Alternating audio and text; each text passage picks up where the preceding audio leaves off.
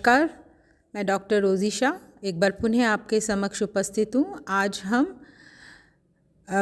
Second year के first paper में प्रश्नावली के संबंध में जानेंगे। सबसे पहले मैं आपको प्रश्नावली की परिभाषा एवं अर्थ बताने जा रही हूँ। प्रश्नावली की परिभाषा वैसे तो अनेक विद्वानों ने दी है। गुडे एवं हार्ट के अनुसार सामान्यतः प्रश्नावली शब्द से तात्पर्य प्रश्नों के उत्तर प्राप्त करने के एक उपकरण से होता है, जिसमें एक प्रपत्र का प्रयोग किया जाता है, जिसे उत्तरदाता स्वयं ही भरता है।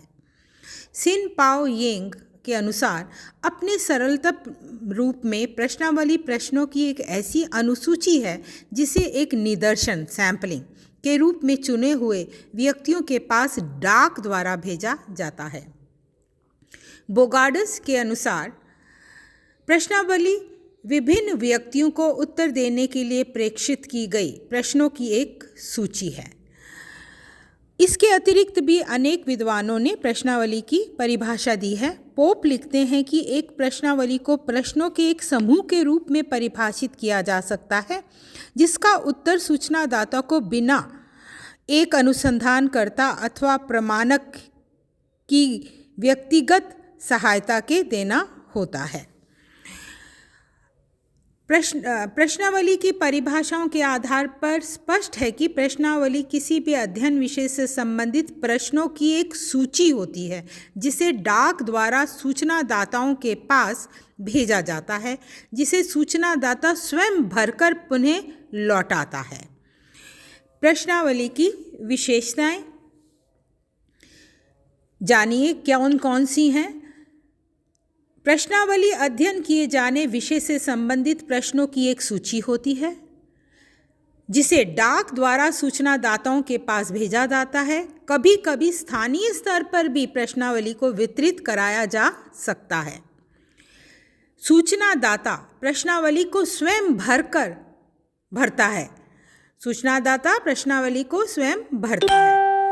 प्रश्नावली का प्रयोग विशाल एवं विस्तृत क्षेत्र में फैले हुए सूचनादाताओं के लिए किया जाता है। प्रश्नावली में प्रश्न सरल और स्पष्ट भाषा में लिखे जाते हैं और प्रायः ये प्रश्न प्रेरणादायक होते हैं। प्रश्नावली का प्रयोग केवल शिक्षित सूचनादाताओं के लिए किया जाता है। प्राथमिक सूचना संकलित करने की ये एक अप्रत्यक्ष विधि है। प्रश्नावली को डाक द्वारा एक साथ अनेक सूचनादाताओं के पास भेजा जाता है, इसलिए सूचनाएं शीघ्र संकलित की जा सकती हैं। प्रश्नावली को सूचनादाता भरकर डाक द्वारा ही लौटाता है, लेकिन कभी कभी स्थानीय लोगों से इसका संग्रह व्यक्तिगत स्तर पर भी कराया जा सकता है।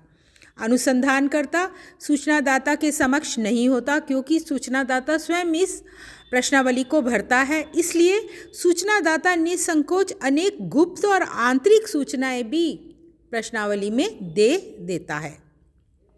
A.L. बाउले ने अपनी पुस्तक एलिमेंट्स ऑफ स्टैटिस्टिक्स में प्रश्नावली की कुछ विशेषताएं बताई हैं।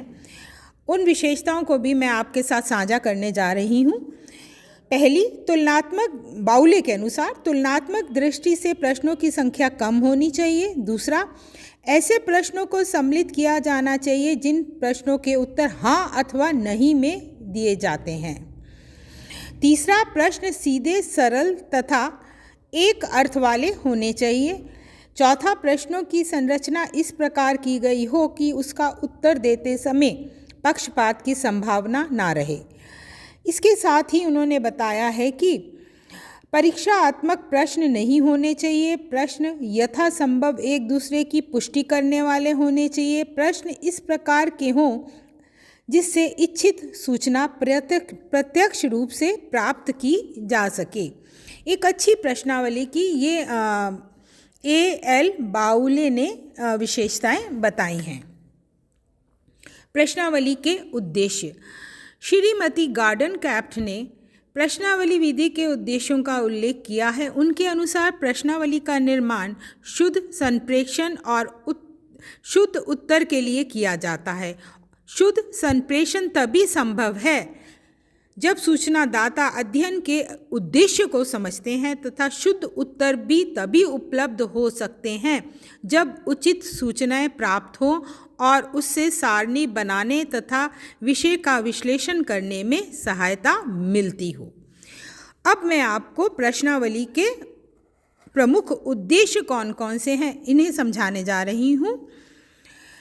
विस्तृत, विशाल, विविध एवं व्यापक रूप में फैले हुए लोगों से सूचनाएं संकलित करना, प्रामाणिक तथा विश्वसनीय सूचनाएं संकलित करना, सूचनाओं का व्यवस्थित संकलन करना और वैश्विक विषय से संबंधित अध्ययन करना, अनावश्यक तथ्यों को छोड़ना। और प्रश्नावली में का एक उद्देश्य ये भी रहता है कि इसमें धन कम खर्च होता है। प्रश्नावली का एक अन्य उद्देश्य है संख्यात्मक अनुमापन संभव है इसके द्वारा, और एक साथ तथा शीघ्र सूचनाओं का संकलन इसके द्वारा किया जा सकता है।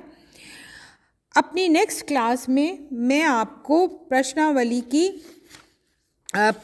के प्रकार बताऊंगी। धन्यवाद।